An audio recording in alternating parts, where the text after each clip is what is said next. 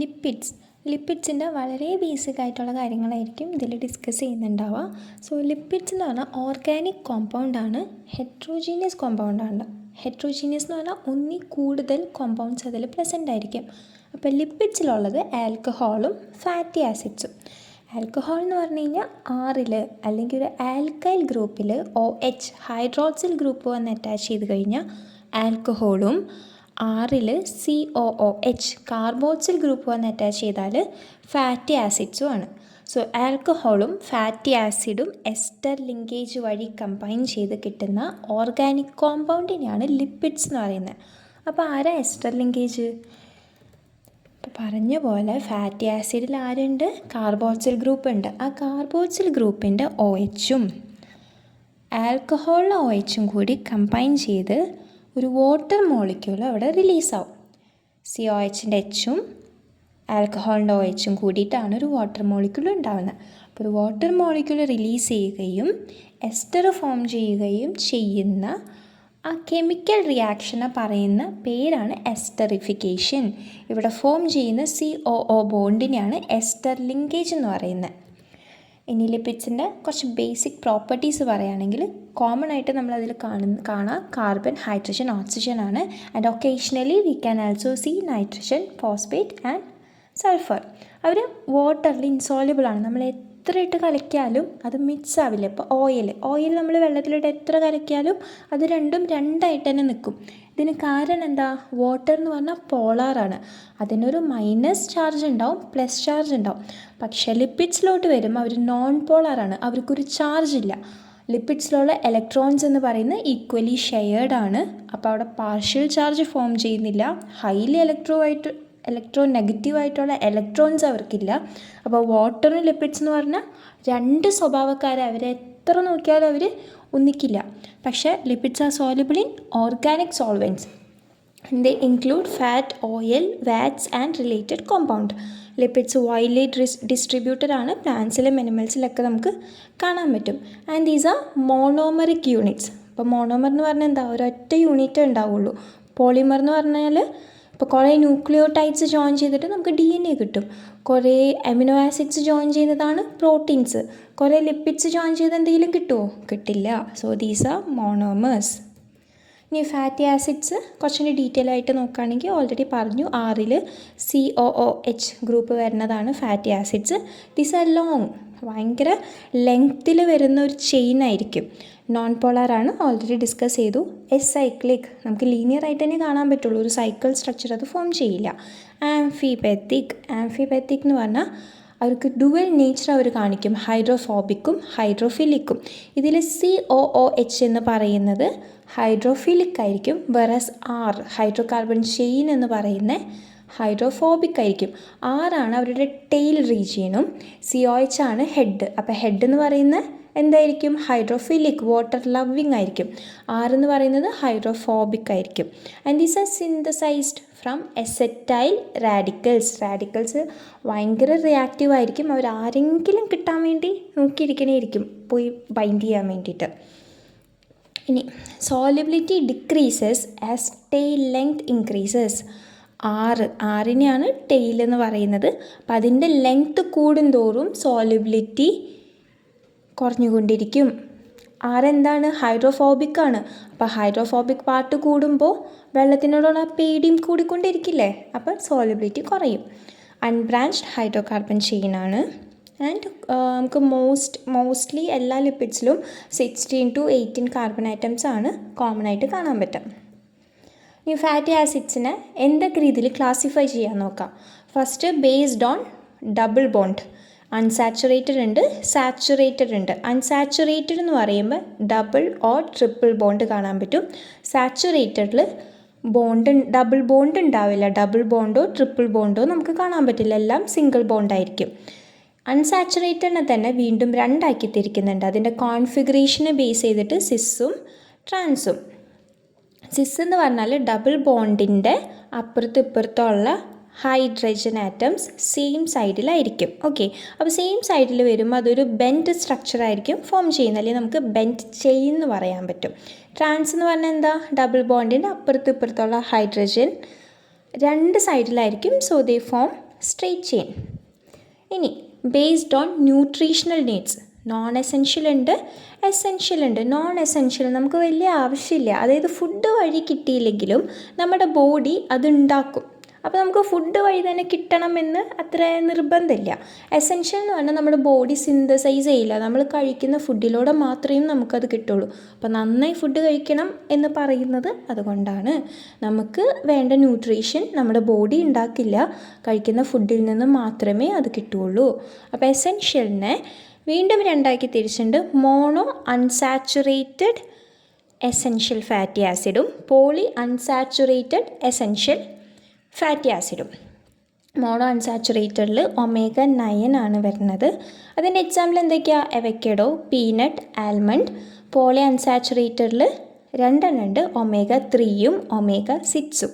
Omega 3യിൽ വരുന്നതാണ് eicosapentaenoic acid, docosahexaenoic acid and alpha linolenic acid. ഫിഷൊക്കെ ധാരാളം കഴിച്ചു കഴിഞ്ഞാൽ നമുക്ക് ഒമേഗ 3 കിട്ടും. Omega 6 corn oil, sunflower oil. അപ്പോൾ ഇതെല്ലാം നമ്മൾ കഴിച്ചാൽ മാത്രമേ നമുക്ക് ഈ ഒമേഗ 9ഉം 3യും 6ഒക്കെ നമ്മുടെ ബോഡിക്ക് കിട്ടുകയുള്ളൂ. Next glycerol. ഗ്ലിസറോൾ എന്ന് പറഞ്ഞാൽ എന്താ? ആൽക്കഹോളാണ്.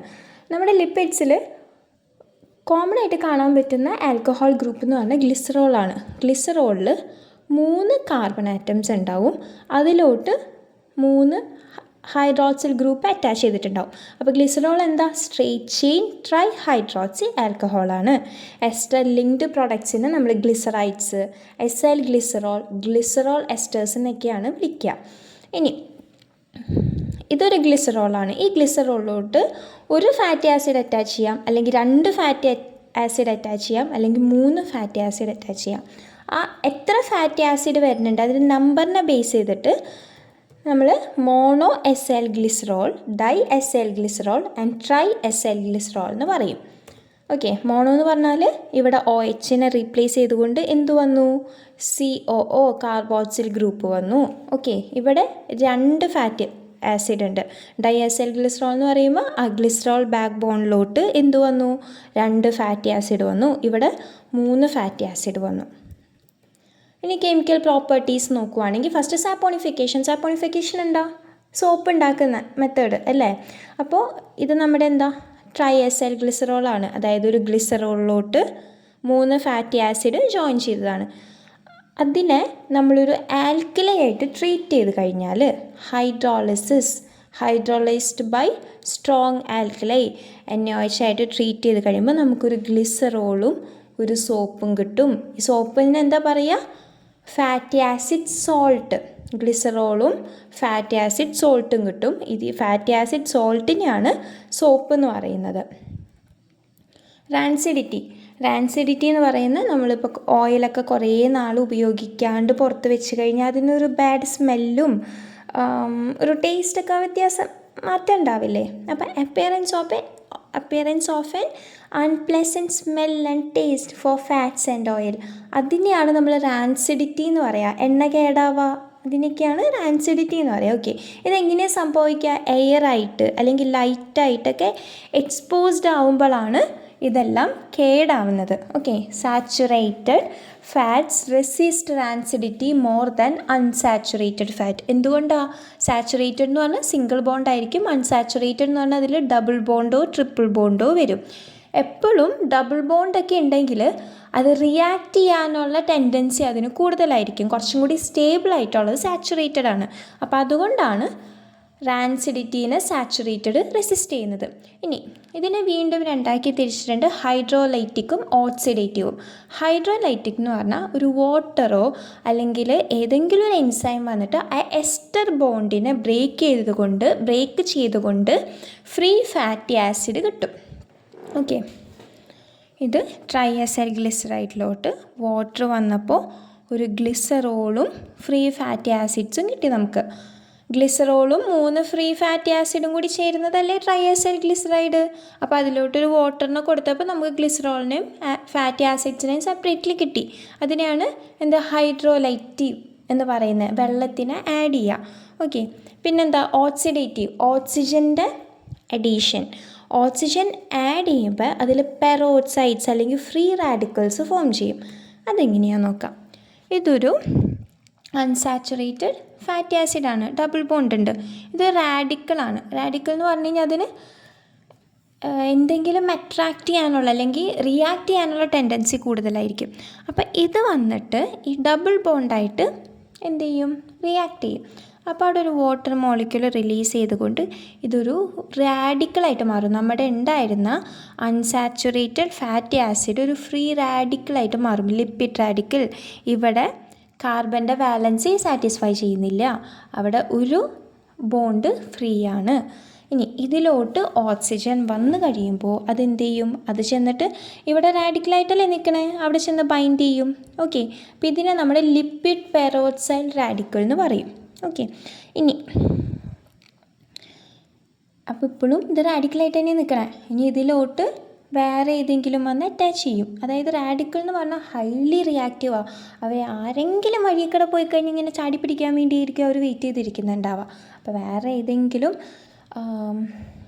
ആറ്റംസോ അങ്ങനെ എന്തെങ്കിലും വരുമ്പോൾ അത് ഇവിടെ അവർ അതിനെ പിടിക്കും. അപ്പോൾ അതാണ്ടോ ഇപ്പോൾ ഇതെന്തായി മാറി, റാഡിക്കൽ അല്ല, അതിപ്പോൾ വാലൻസി സാറ്റിസ്ഫൈ ചെയ്തിട്ടാണ് ഇവിടെ നിൽക്കുന്നത്.